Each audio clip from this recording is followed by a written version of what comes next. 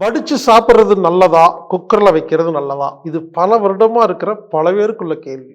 அந்த காலத்துல எந்த அரிசிய வடிச்சாங்க? அத முதல்ல கேளுங்க.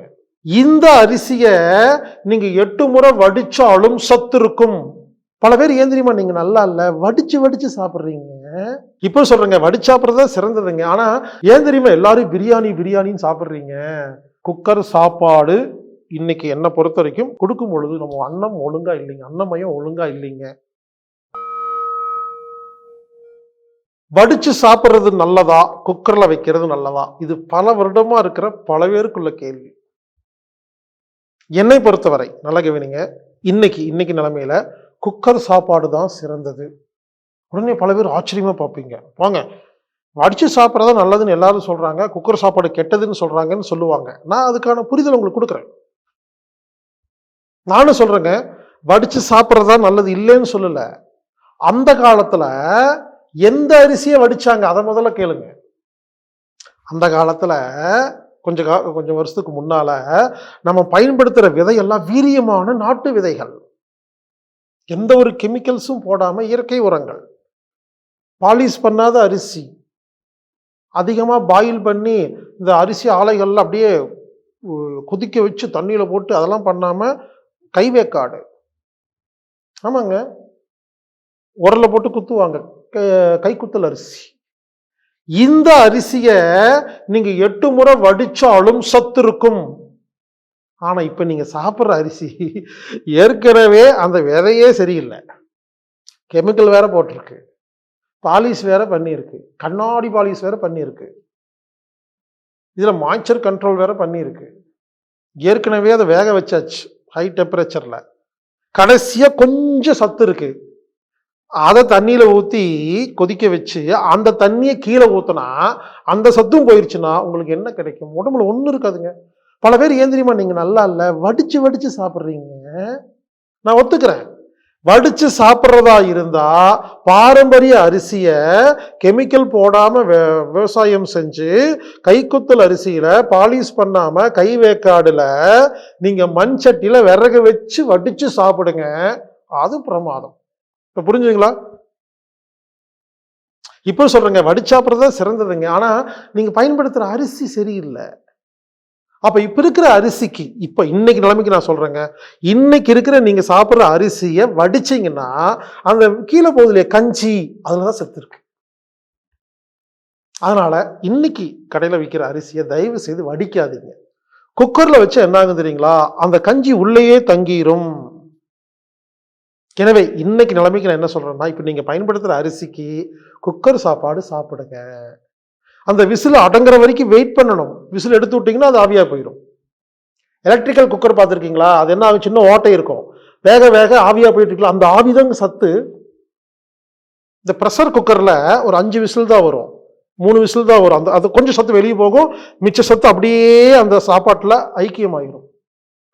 குக்கர்ல சாப்பாடு வச்சீங்கன்னா விசில தூக்கி விட்டு சாப்பிடக்கூடாது. குக்கர் விசில் அடங்குற வரைக்கும் வெயிட் பண்ணி சாப்பிட்டீங்கன்னா சத்து உள்ளேயே தங்கும்.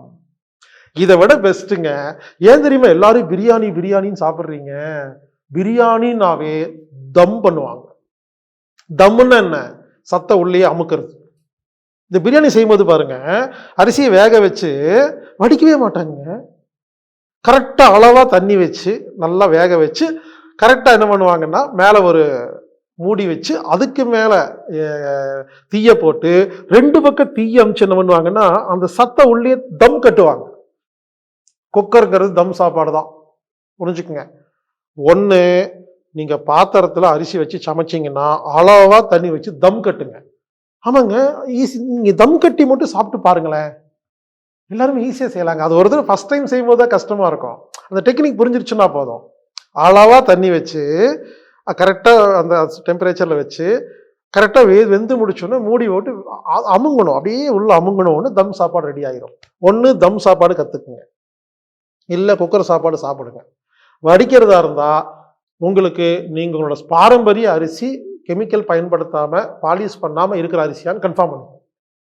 எதுக்கு இது சொல்கிறேன்னாங்க, பல பேர் இப்போங்க எல்லா விஷயத்தையும் ஒழுங்கு பண்ணிடுறீங்க. அந்த அரிசியை சமைச்சு சாப்பிட்ற இப்போ ஹோட்டல்லாம் சாப்பிட்டேன்னா, ஹோட்டலில் போய் சாப்பிட்டேன்னா எனக்கு அந்த அந்த ரைஸ் சாப்பிட்டா எனர்ஜியே வரது இல்லைங்க.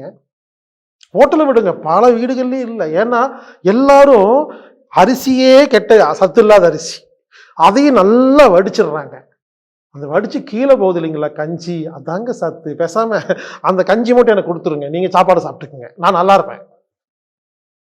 புரிந்து கொள்ளுங்கள். குக்கர் சாப்பாடு இன்னைக்கு என்னை பொறுத்த வரைக்கும் குக்கர் சாப்பாடு நல்லது. அந்த குக்கர் அலுமினிய குக்கரா இல்லாம எவர் சில்வர் குக்கரா வச்சுக்கோங்க, அவ்வளவுதாங்க. நீங்க செக் பண்ணி பாருங்களேன். நீங்க பயன்படுத்துற அரிசியை ஒரு 3 மாசத்துக்கு வடிச்சு சாப்பிட்டு பாருங்க, அப்புறம் குக்கர்ல வச்சு பாருங்க. உங்க உடம்பு உங்களை கேளுங்க, எப்படி இருக்கு, எனர்ஜி எப்படி இருக்குன்னு பாருங்க. அடுத்தது, தயவு செய்து ஹோட்டல் சாப்பாடு சாப்பிடாதீங்க. நானும் நிறைய ஹோட்டல்ல வேற வழி இல்லாம டிராவல் பண்ணும்போது சாப்பிட்டு பார்த்தேங்க, எங்கேயுமே நல்லா இல்லைங்க. பெரிய பெரிய பேர் வச்சிருக்காங்க, ஏகப்பட்ட காசு வாங்குறாங்க. எனக்கு தெரிஞ்சு 100ல 95% ஹோட்டல் சாப்பாடு நல்லா இல்லை. சில ஹோட்டல் செலக்டிவா நான் டிராவல் பண்ணும்பொழுது ஒவ்வொரு ஊர்லேயும் ஒரு சில ஹோட்டல் பேர் சொல்ல முடியும். ரொம்ப ரேரா சில ஹோட்டல் சாப்பாடு மட்டும்தான் நல்லா இருக்கு. அதனால முடிஞ்ச வரைக்கும் வீட்டு சாப்பாட்டுக்கு இம்பார்ட்டன்ட் கொடுங்க. ஹோட்டல்ல சாப்பிட்ற வரைக்கும் உங்க அன்னமயம் ஒழுங்காக இருக்காது. ஹோட்டல் முதலாளி எல்லாருக்கும் நான் வேண்டுகோள் விடுக்கிறேங்க, உண்மையிலே சொல்றேன்.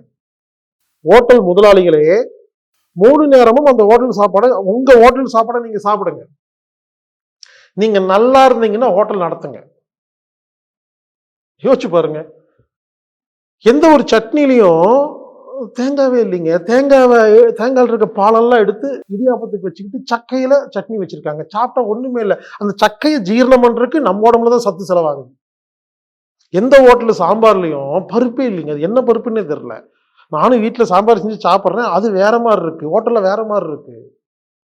வீட்டில் சாப்பிட்ற அரிசி எப்படி இருக்கு, அது அப்படி இருக்கு. இட்லி நல்லா இல்லை, என்ன பண்றாங்கன்னு தெரியலீங்க. ஹோட்டல் மேனேஜ்மெண்ட்டுங்கிற பேர்ல எப்படியெல்லாம் காஸ்ட்டை குறைக்கலாம்னு சொல்லி எல்லா ஹோட்டல்லையும் கஷ்டப்பட்டு லாபம் அதிகம் சம்பாதிக்கிறதுக்காக என்னென்னமெல்லாம் கூத்து பண்ண முடியுமோ எல்லா கூத்தும் பண்ணி கொடுக்கும் பொழுது நம்ம அன்னம் ஒழுங்கா இல்லைங்க, அன்னமயம் ஒழுங்கா இல்லைங்க.